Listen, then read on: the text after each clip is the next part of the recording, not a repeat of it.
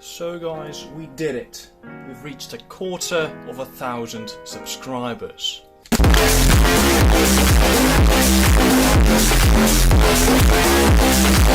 Real though, I'd never thought I'd reach 250 subscribers this quickly. Like, about a month ago, I thanked you for the first 100 subscribers, and back then, even then, I was like flabbergasted, like, how could I get 100 subscribers this quickly? And a month before that, this channel did not even exist. So really, from the bottom of my heart, I want to thank you for 250 subscribers. Face reveal at 1,000. Anyway, of course, we are going to celebrate this with some... Oh no! Oh no! Oh no, no, no! Oh, that's my phone. Anyway, thank you guys very much for 250 subscribers. Like I said, I'm going to probably repeat this 10 times in the video. I've never expected to get to 250 this quickly. It's ridiculous. To celebrate this, I'm going to do a room tour very soon because some of you people asked me to do so. I really don't mind doing a room tour. That's not the problem.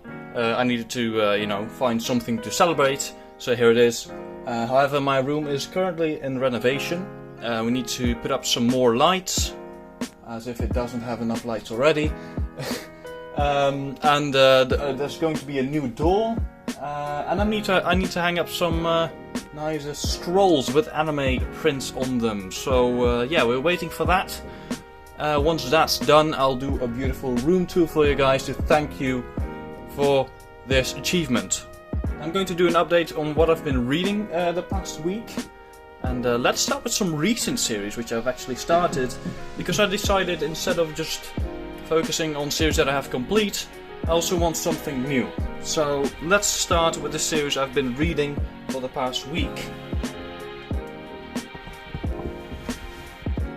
And then here it is, the Quintessential Quintuplets Volume 1, 2, 3, 4, and 5.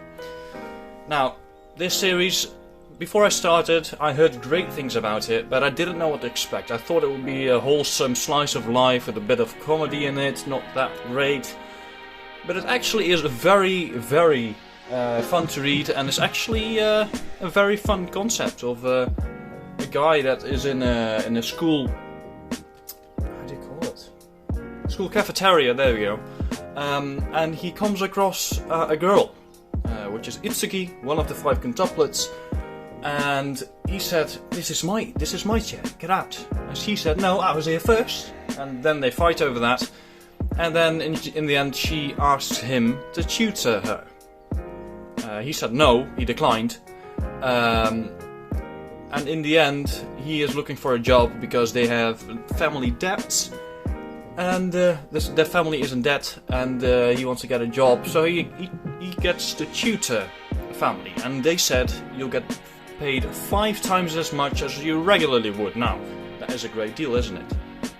Now, however, it's 5 times as much because there's 5 people he needs to teach.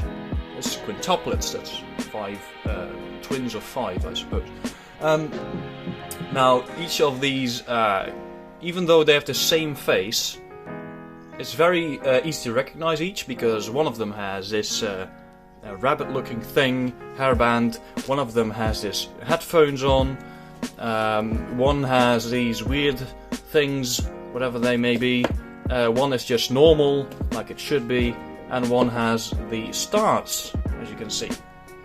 So, but they also, even though they are quintuplets, they are actually very different, because one is definitely the older sister, the other one is very dumb but very joyful, I suppose. One is very against the fact that they are tutoring him, that he's tutoring them. That's what I'm supposed to say. And one is very shy. So it's very, very fun, very very wholesome, like I thought it would be. But it's a lot more interesting than I thought, so I'm definitely going to pick up Volume 6 very soon. So yeah, that is for the Quintessential Quintuplets. That's all I have right now.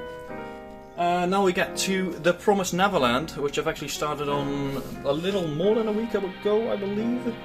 And I've read up till volume 12, which is all I have right now. I'm waiting on volume 13, which is already out. So I have volume 1, 2, 3, 4, 5. I hope they don't drop. 6. Let's go around the confetti. 7, 8, 9. Okay. 10, 11, and 12. Now, if you've watched the anime, which is a very good adaptation in my opinion, you can start reading at volume 5 if you want to continue. Now, I'm at volume 12 right now, which means I'm at around the end of season 2, beginning of season 3, and I'm telling you, it gets really interesting. I don't think I want to spoil you guys. Let's just talk about the first volume, or the first episode, give you an idea what it's about. It's about an orphanage, you know, just your ordinary orphanage, and when the kids turn 12, they get shipped to a foster family, or so they think. What actually happens, there's only one exit to the orphanage, because there's a huge garden around the house, and there's this gate where they cannot go across, because they're not allowed. Now, what actually happens as they sneak in, the other guys who are curious what actually goes there, it appears that the people that get shipped out at age 12, they actually get eaten by demons, because it's actually a farm for demons. Yeah, that sounds interesting, doesn't it? Well, it's a really interesting story. It gets way deeper, way more interesting after season 1. You know, season 1 is pretty much an introduction in my opinion. After that it gets very interesting. I'm not going to spoil anything, you need to read it. That's just all I can say. And anime is very good as well, so you can wait on season 2 as well if you want. Now let's get to the third series, which is Komi Can't Communicate.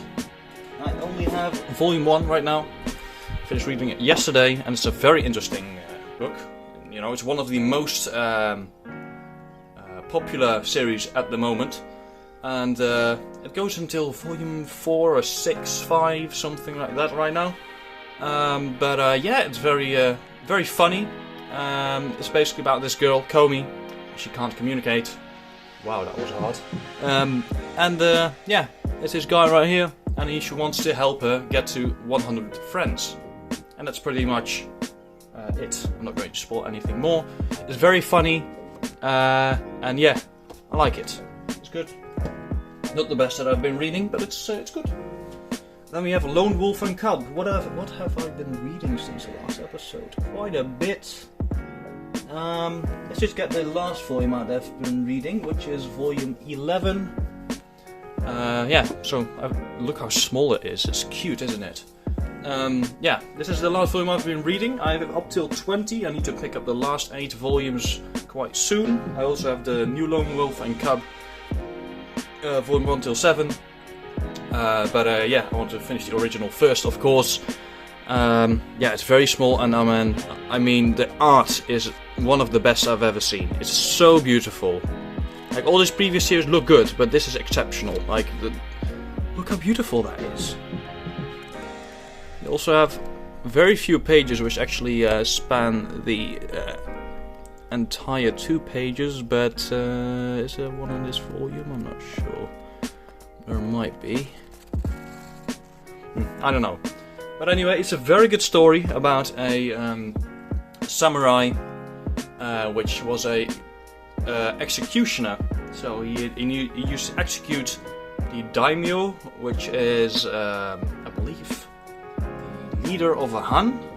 This is actually very accurate to what Japan looked like in the 14th, 15th century, I believe. The Edo period, it's called. You have a lot of Japanese terms which do not actually translate. So you have like almost a dictionary in the rear of every book to explain what they mean. But it's very, very interesting. It's about a lone wolf and a cub, as you know, and he wants vengeance because the how are they called? Shogunate, where he worked for, has killed his wife. and he wants vengeance for that. He wants to destroy the Yagyu, yeah, it's a very interesting story. I'm not going to tell more. It's very good. However, it's out of print, so I have been lucky enough to get the complete series. But I hope you're as lucky as well, because it's very much worth it. Now let's get to Nana, which is the first shoujo series I've been reading. Well, I only have volume 2 right now at the moment. Yeah, I'm in the middle of reading volume 2. It's my first shoujo, like I said.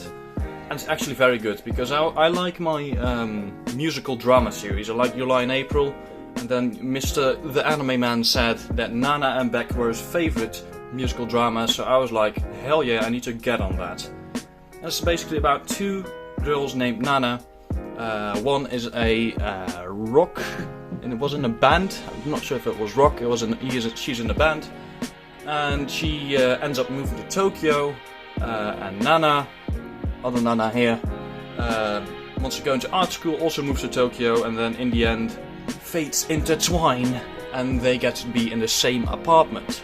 I'm not going to spoil anything more than that, because it's just very interesting. There's a lot of text. I do need to say that.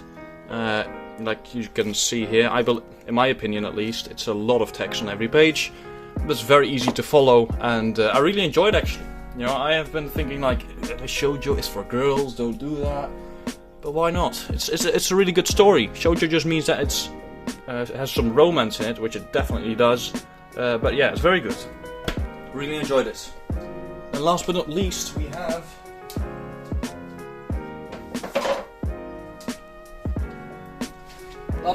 Sundome. I've been reading volume 1 and 2. I mostly read while on the way to school on the bus. So this is not something you want to read on the bus. Alright, this is a lot of like you can see, parental advisory, warning, explicit content. I'm not going to read this on the bus, which is why I'm very slow with reading this. I only read this before going to sleep pretty much.